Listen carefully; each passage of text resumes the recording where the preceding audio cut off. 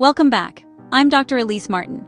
If you've worked with autism long enough, as a parent, a clinician, or an individual living inside the experience, you may have noticed something striking. Puberty changes everything. Sometimes symptoms intensify. Sometimes new challenges appear. Sometimes unexpected improvements emerge. And often, the trajectory shifts in ways that don't resemble anything that came before. This chapter is about why. Because puberty is not just a social or emotional transition, it is a systems-level stress test, one that reveals where regulation is strong, where it is fragile, and where compensatory pathways have been quietly holding things together. Puberty is not a single event. It is a multi-year reorganization involving hormone production, receptor sensitivity, neurotransmitter balance, immune modulation, metabolic demand, microbial ecology. This reorganization places enormous pressure on systems that were already operating near threshold. In autism, puberty does not create new vulnerabilities. It exposes existing ones. During puberty, sex hormones rise dramatically. Estrogen, testosterone, progesterone, and adrenal hormones begin to oscillate in new patterns. These hormones influence far more than reproductive development. They modulate digestive secretions, gut motility, immune tone, neurotransmitter synthesis, cellular signaling pathways. In systems with strong signaling margins, this transition is absorbed gradually. In systems with limited margin, it can destabilize regulation.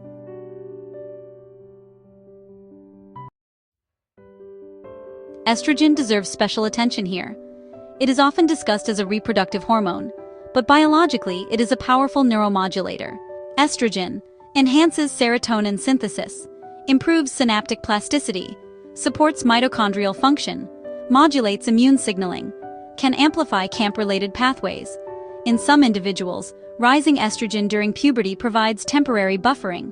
Signaling improves, mood stabilizes, cognition sharpens. In others, estrogen fluctuations increase metabolic demand faster than the system can adapt. The same hormone can stabilize or destabilize, depending on context.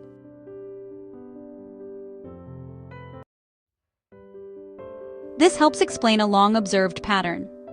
Girls on the autism spectrum often present differently, and sometimes later, than boys. Estrogen can partially compensate for stalled signaling pathways, masking difficulties earlier in life. But compensation is not the same as resolution. When hormonal cycles intensify during puberty, the cost of compensation rises, fatigue increases, mood volatility appears, sensory tolerance narrows. The system is working harder to maintain balance. And just a reminder to check out episode 9 on this channel for a unique hypothesis on why boys might be more prone to autism than girls.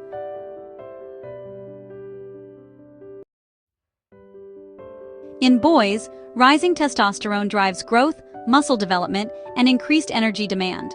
This demand places additional strain on protein digestion, amino acid availability, methylation capacity, mitochondrial output.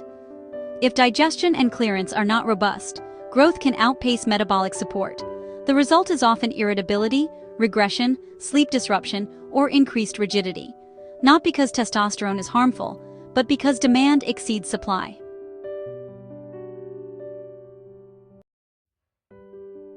Hormones do not act independently of digestion. Sex hormones influence gastric acid secretion, bile flow, and motility. At the same time, digestive efficiency influences hormone metabolism and clearance. When pH regulation falters, hormone breakdown slows, metabolites accumulate, feedback loops distort. This creates a self-reinforcing cycle. Hormones increase demand, digestion struggles, metabolites linger, signaling becomes noisy. The system responds by slowing itself down. Puberty also reshapes the microbiome. Hormonal changes alter microbial selection. Dietary patterns shift, stress increases, sleep patterns change, microbes respond quickly. Some species thrive, others decline. Metabolite profiles shift. These microbial changes influence neurotransmitter availability, immune tone, and gut permeability, feeding back into the very systems puberty is already stressing.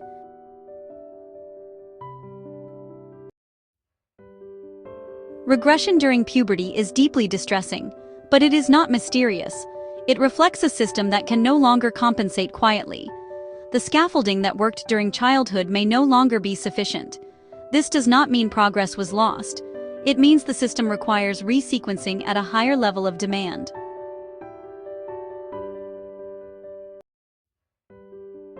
Importantly, puberty is not only destabilizing. For some individuals, hormonal changes unlock new capacity, improved signaling, greater emotional range, increased cognitive engagement. This often happens when foundational systems, digestion, clearance, rhythm, are already partially stabilized. Puberty amplifies what is already working.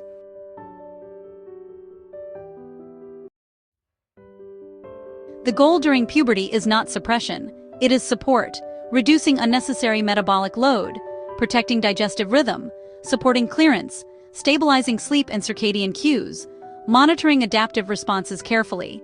This is not about controlling hormones, it is about ensuring the system can handle them.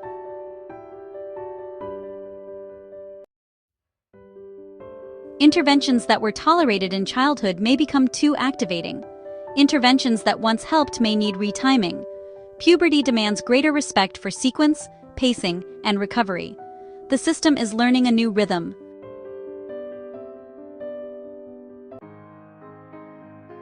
This content and other content on this channel is for informational purposes only and should not be considered medical advice, diagnosis, or treatment.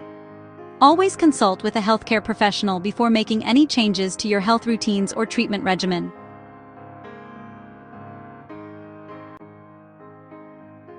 As we close this chapter, I want to leave you with perspective. Puberty does not redefine autism. It sometimes reveals the architecture beneath it. When we understand puberty as a systems transition rather than a behavioral crisis, we gain leverage. We stop reacting. We start supporting. And when support meets timing, even periods of turbulence can become gateways to growth.